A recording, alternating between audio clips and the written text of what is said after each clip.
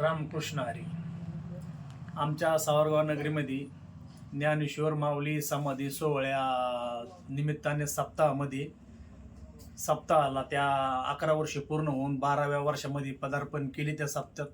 तर त्या सप्त्यामध्ये भोलेबाबाच्या परमपूज्य भोलेबाबाच्या शिष्या सांध्वी स्वातीताई दिदी यांचं भागवत कथेचं आयोजन करण्यात आलं होतं.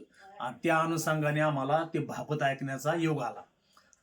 तर भागवतात सांगण्यातच इतकी गोडी होती त्या की ती सांगण्याची शैली, पुन्हा जसा माणूस असन त्याच्या भाषेत त्याला समजावून सांगण्याचा दिदीचा प्रयत्न.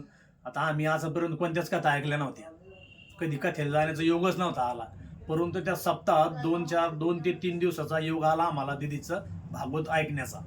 तर त्या दिदीनं आमच्या भाषात आम्हाला जे भागवत समजून सांगितलं ते खरोखर आमच्या मनाला पटलं आणि आम्हाला असं वाटायला लागलं की खरंच भागवत ऐकल्यानंतर माणसाचा उद्धार होतो.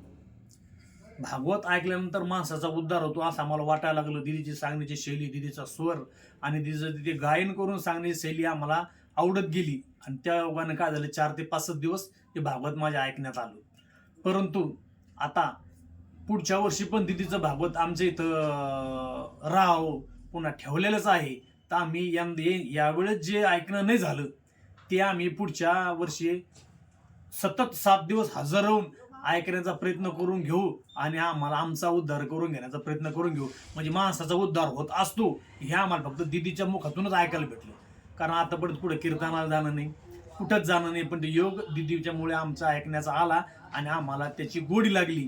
त्यामुळे आम्ही आता इथून पुढचं सुद्धा प्रत्येक वर्षी दिदीचं भागवत ठेवणार आणि ते आम्ही ऐकणार, कारण आम्हाला दिदीचंच भागवत समजत. आणि त्यानंतर प्रत्येक वर्षी आम्ही ते भागवत ऐकत राहणार आणि आमच्या गावात ठेवणार. सांगायची शैली पण आम्हाला दिदीची खास आवडलेली आहे. त्यामुळे आता आम्हाला भागवत समजून आले आणि असंच दरवर्षी भागवत आमच्या गावात ठेवून दिदीला आम्ही आणण्याचा प्रयत्न करणार, त्याच्या मुखातून भागवत ऐकण्याचा प्रयत्न करणार आणि पुढं दिदीला अशीच भागवत सांगण्याची आयुष्य मिळावं अशी पांडुरंग चरणी प्रार्थना करतो. रामकृष्ण हरी.